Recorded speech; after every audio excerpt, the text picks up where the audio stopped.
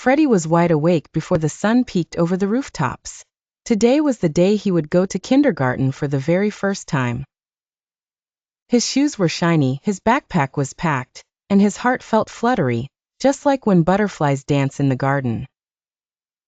He couldn't help but feel both excited and a little nervous, for all the faces in class would be new.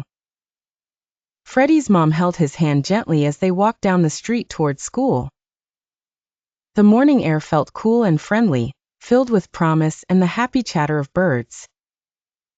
When they arrived at the big brick school, Freddy's mom knelt beside him, gave him a warm hug, and smiled.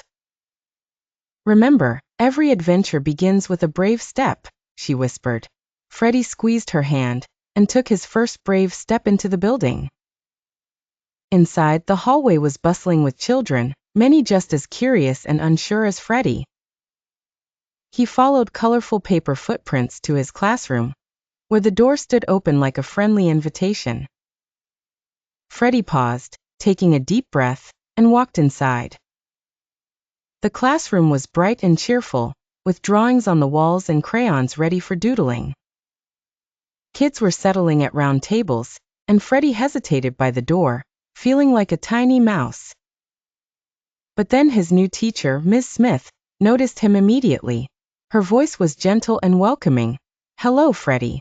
Why don't you join Sarah at her table?"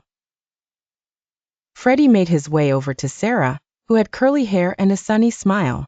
"Hi, Freddy. I'm glad you're here," she said kindly.